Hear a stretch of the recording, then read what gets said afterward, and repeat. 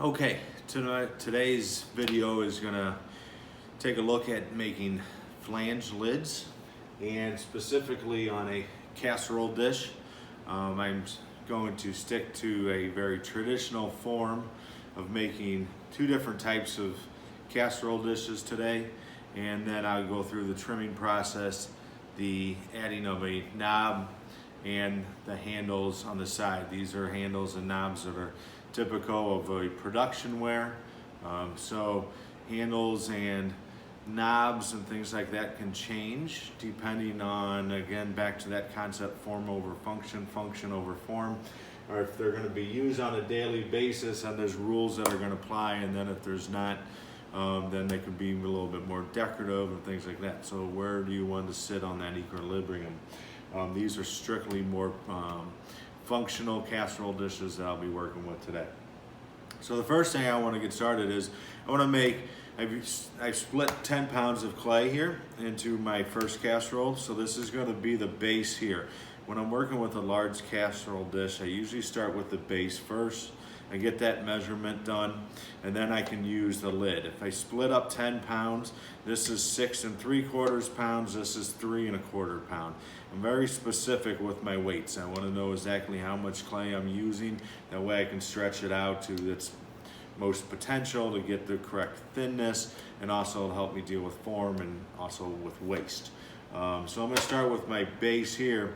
And on this type of casserole dish, what I'm just working with today is a flanged lid. So the lid is on the flange on something like this, and I have a cross section here of what this will look like, and we'll go over this and you'll see this a couple times. This is the area that I'm going to make right now. The base, I'll throw it just similar to a bowl, leaving some extra weight down here, and then taking this measurement. Notice this, if you can see it here, a little bit of a notch here, and I make this rim a little extra thick just to go through that possibility of all the contact it's going to take with that lidded shape. So that being said, let's get started.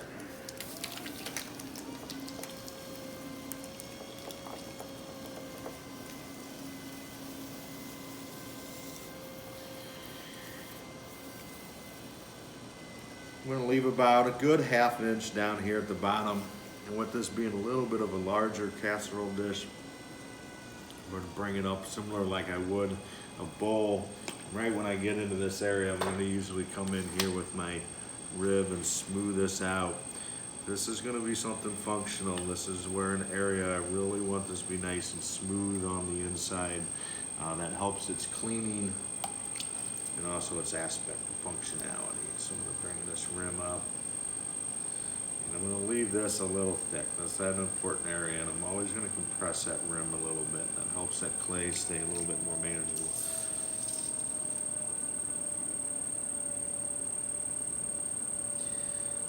So I'm really being conscious of this area, this curve here. This has to support a lot.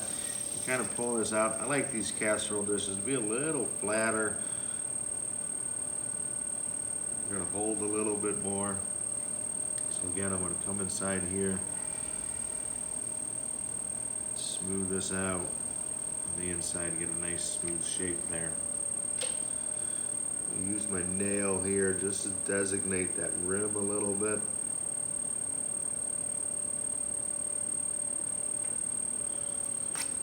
And then this section here won't need any trimming. So this is an area that I can come in here and kind of decorate, and also use my rib to make sure I get a really nice smooth surface there. Something here I can add texture to if I want, since it's not going to go through that trimming process. And prior to cutting this off, now I'm going to use my calipers. So these lid masters work the best.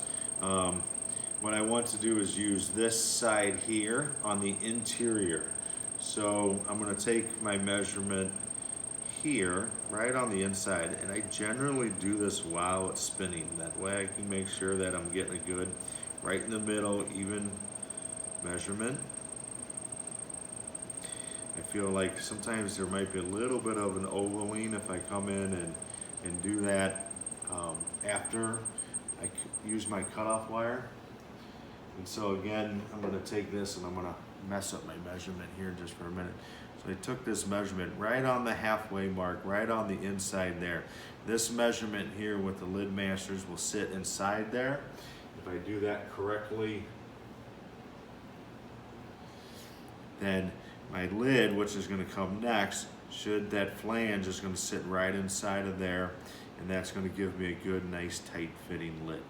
All right, so let's go back to this spinning. Take my measurement here. You wanna make your lids directly after you throw the shapes. That way this clay hasn't had any time to shrink. If you do not have that possibility, you can take the measurement of your lid and then take that to a piece of paper and draw the outline of your lid master, your flange here. Draw that shape out on a piece of paper, and then you'll have that shape for the next time that you come back. But it's important to do that as soon as possible to make sure that those don't shrink too much. Now for the lid section,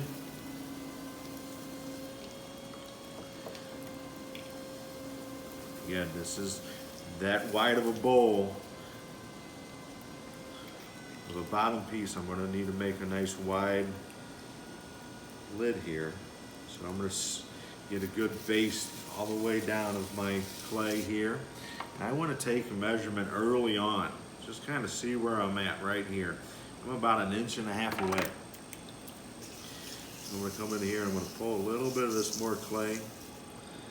And once I get pretty close, then I'm going to split this flange. All right, so I'm close now. And by splitting this flange, my one finger is going to be underneath and my top finger is going to press down, and it's going to split this clay right in half here. All right.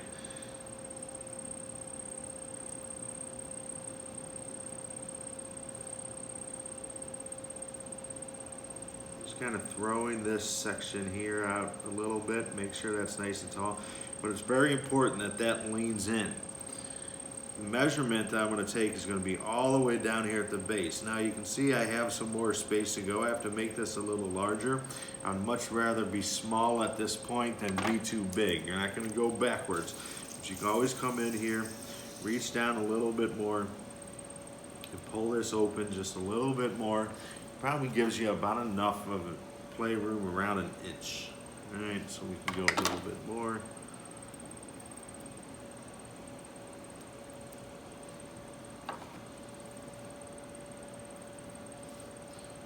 All right, so now we get to see making it a little too big. So I can push this flange in just a little bit.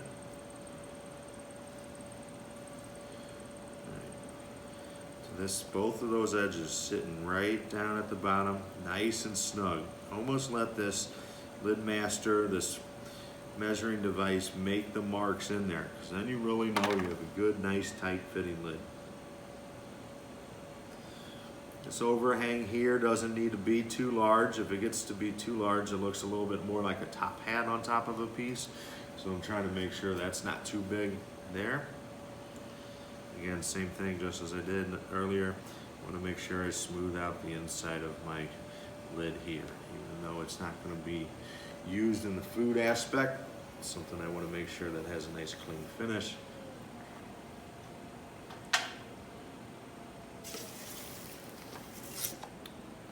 I'm going to set these off to the side here.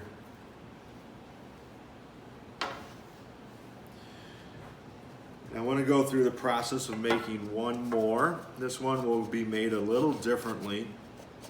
This is for smaller containers. This is about 5 pounds, 4.5 pounds, I think that's measured out at. And on this one, I'm going to make my lid first, but I'm going to make it off this same hump of clay.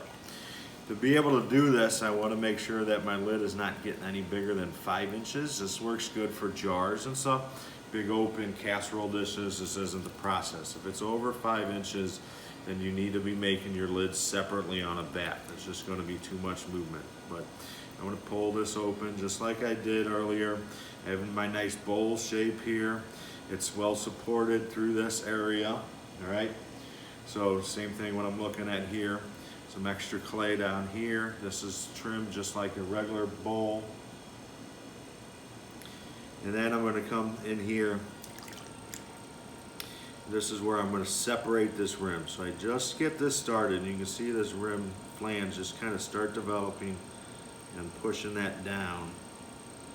And that gives me, this is the flange that will rest on the piece. Pull that out a little bit, going in here. Make sure I have a very nice sharp edge here. All right. I'm gonna take my calipers. As it's spinning, same thing. Take a really good measurement. Again, make those. Let those calipers make a mark on your clay. It's not a bad thing. Make sure that you know that this is going to be really snug.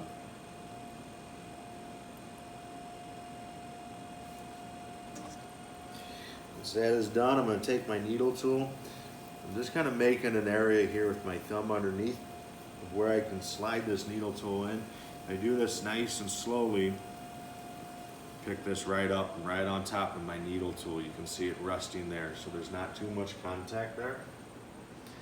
Now I'm able to set that off to the side on a piece of wood, and now I can use this extra clay down here at the bottom for the rest of my container. Now this one might not, if I'm doing these, it might be a very small casserole dish or a little bit more of a lidded jar in that aspect. So again, what I want to check first right early on is that thickness here. I'm about that opening, so I don't want to get this to get any wider. So now I'm just going to have to come up a little bit, push that shape out a little.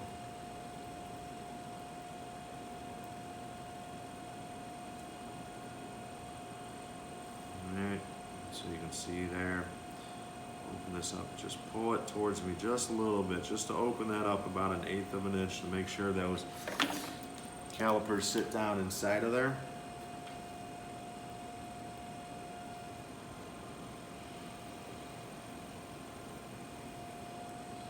Press that bottom on the inside.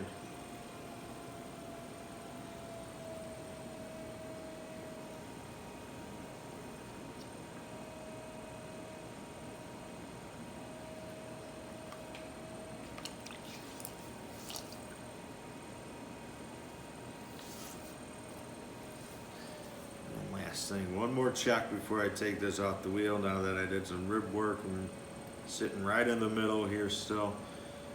Again, never hurts to compress this rim as many times as possible.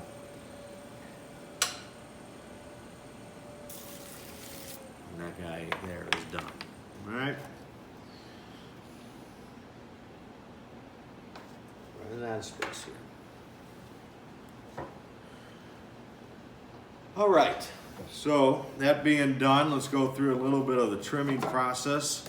Most of you have seen some trimming in the past. I have my lid section here. Good leather, hard stage. It's not going to go anywhere.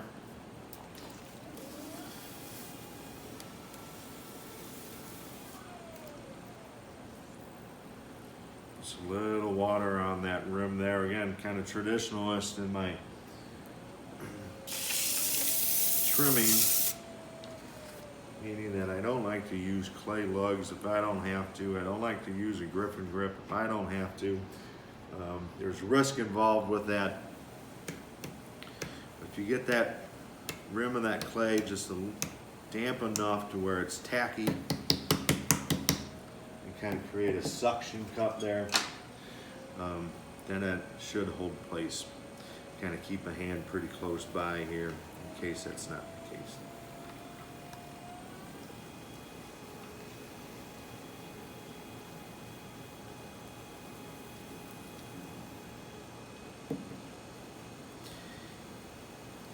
Trimming can go a lot faster when you really start knowing the thickness of your clay. I know you guys, people that watch me, whether I'm in class and stuff like that, I work fast, I throw fast.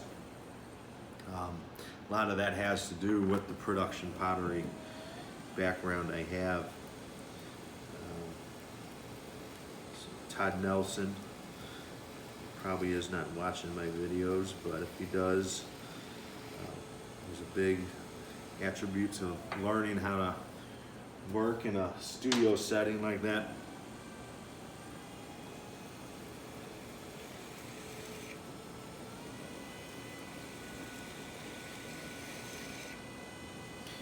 So a couple of things, if we're talking about lidded pieces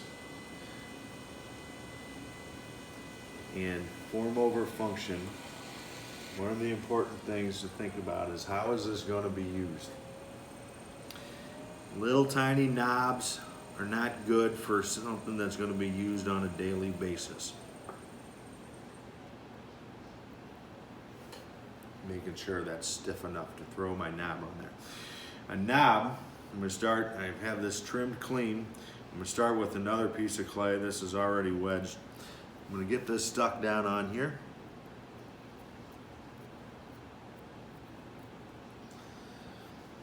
And if it's going to be a functional casserole dish, then this knob needs to be something large enough that I can pick up with oven gloves on, because it's going to be hot. So I'm kind of, when I'm working on the knobs here, I really kind of center from the sides. I'm not trying to add too much pressure pushing down. My finger is going to go all the way down through here, all the way through that clay back to the top of that knob, or top of that lid. That way I make sure I don't get any air pocket in there or anything. Just seems like you have a better result, consistency, when you're going through that process. So I always try to throw all the way back down there, even if I'm making a hollow knob or anything along those lines. If I can, I do. Some shapes and stuff don't allow you to get to that process.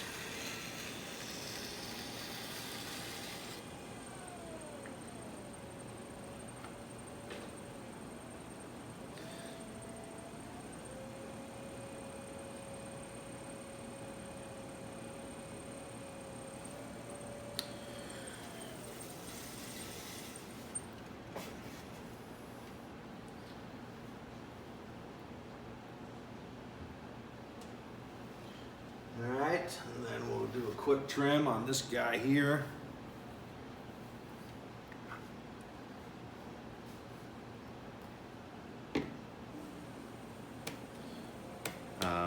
Tapping the center works.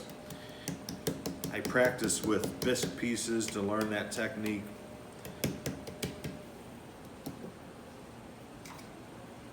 Again, the needle tool at 6 o'clock will work.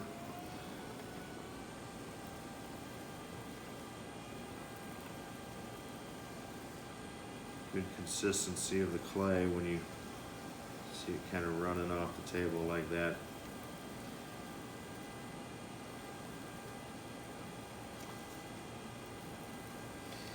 Again, if this is going to be something that's really along the lines of functional, I want to make sure that my foot is wide enough. It's not a very delicate foot. If it's too delicate of a foot, and it's just not going to have the stability that it's going to need.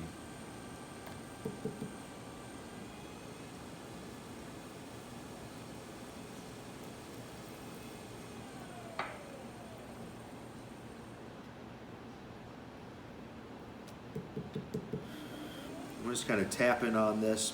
I don't know how the sound quality will be on that, but I can tell by the way tapping it how thick or thin that I'm getting on a foot here, how much consistency of clay is left. So those are things I'm checking when I'm going through that tapping stage. On the outside of pieces, I like to leave that little bit of a swirl. So typically I'll do that. Come in here with my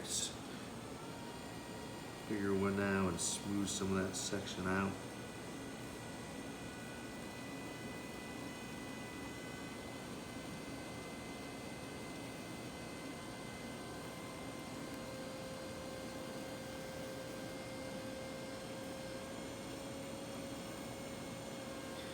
Press my finger really smooth over this foot.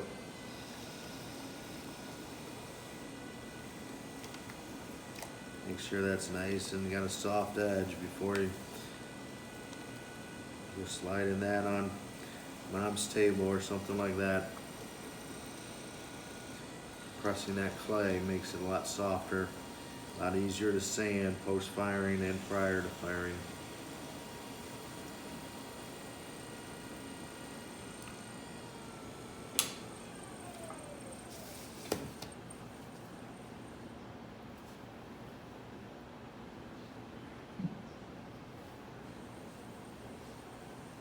All right, now the only thing we're missing is some handles here. So set this off to the side, and I'm going to talk about some very basic, easy handles that you can make. They look something like that. Notice they look large. Again, oven mitts, you want to be able to pick this up.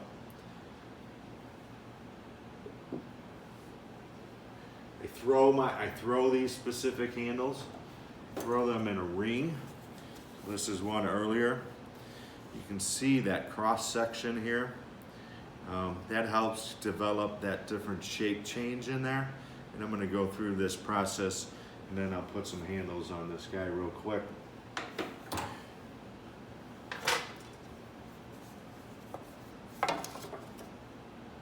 Using just about a little less than a pound of clay here. It's going to be tough to see this since it's kind of buried in my wheel. But I'm just going to open up a ring. When you open up a ring, my pressure is going to push down and out at the same time to make sure that ring of clay doesn't slip off.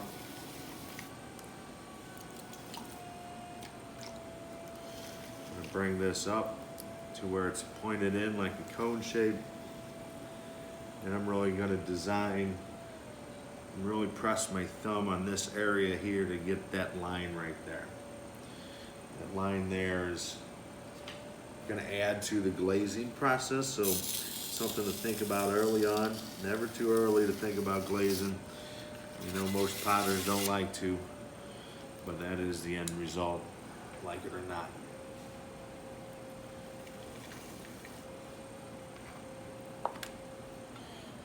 This is done. I'm going to just run my wire underneath that, release that from the bat. And I'll let these stiffen up for about 20 minutes. I prefer not to use a fan in situations like this. They just dry off the top and not enough on the interior. So if I can let it sit out for 20-30 minutes, it's going to be a better result that way.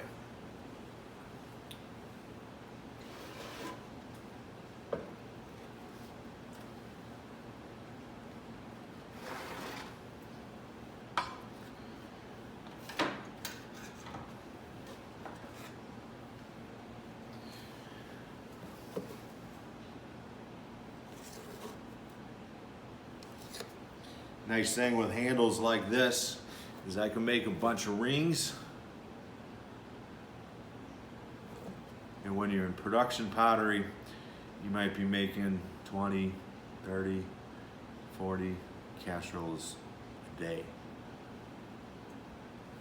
So sometimes it's important to have as many handles ready to go as you can. I'm going to kind of do my slip and scoring here. It's going to be difficult to do, to try to do this from reverse, but get this on there, get that shape, get that even off, really work this top edge here.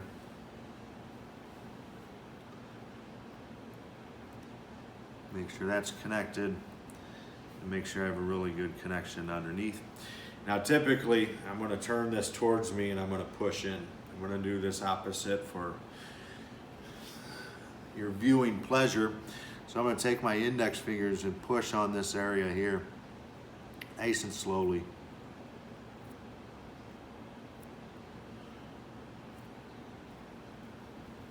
Okay. And once that is done, as it stiffens up, I can kind of come in here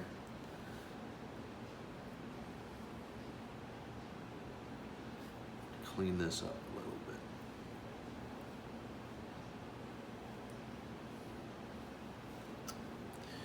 bit. Now, if I made one over there, I'm gonna look at my halfway mark. Usually put a straight line down there, and I know I'm kind of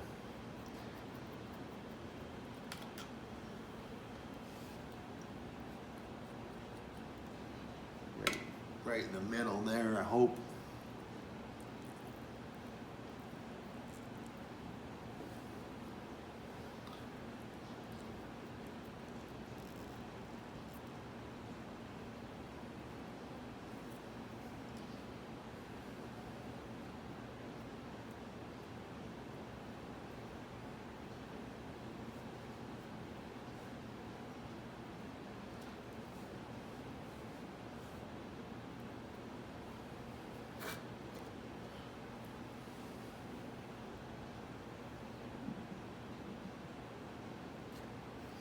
All right, good fitting lid. It's not moving around, no, good and snug.